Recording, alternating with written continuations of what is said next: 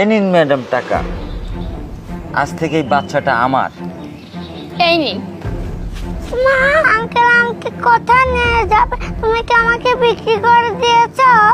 Madam, বাচ্চাকে বুঝিয়ে সুঝিয়ে কিছুই বলেন নাই, আবার তো রাস্তায় গিয়ে কোনো ঝামেলা পাকাবে না তো?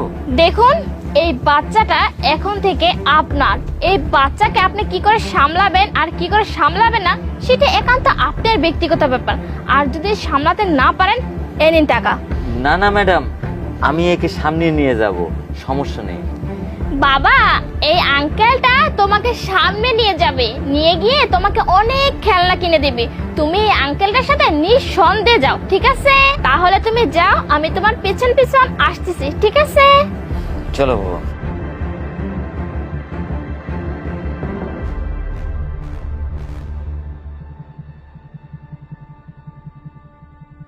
এই লোকটা তো বাচ্চা পাচার করে, তার মানে এই বাচ্চাটাকে পাচার করে দেওয়ার জন্যই নিয়ে যাচ্ছে। আবার ওই মহিলাটাকে অনেকগুলো টাকাও দিছে। তার মানে এই বাচ্চাটা না খুব বিপদে আছে। এই বাচ্চাটাকে আমাকে বাঁচাতেই হবে।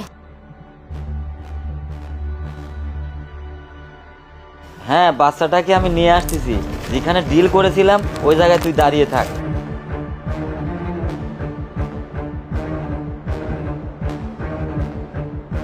বাবা, তুমি এই জায়গাতেই দাঁড়াও।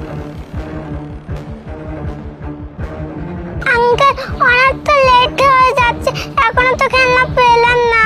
হ্যাঁ হ্যাঁ বাবা, একটু পরেই দেব, সমস্যা নেই, তুমি একটু লেট করো। চলো না, চলো না।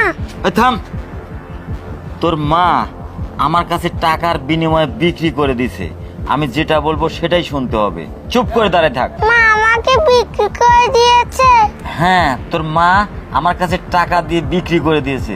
তার মানে আমার সন্দেহটাই ঠিক। তার মানে উনি বাচ্চাটাকে পাচার করে দিবে। যেভাবে হোক বাচ্চাটাকে আমাকে বাঁচাতেই হবে। আঙ্কেল, আমাকে ছেড়ে দাও না। এই থাম, কোনো কথা বলবি না।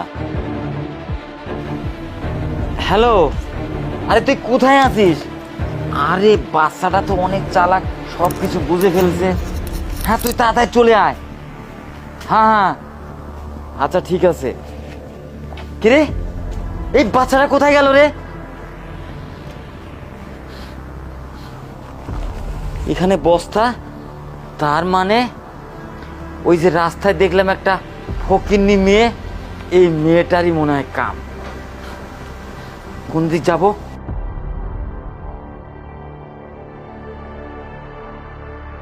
এইখানেই বসে থাকি, এইখানে মনে হচ্ছে নিরাপদ আছি।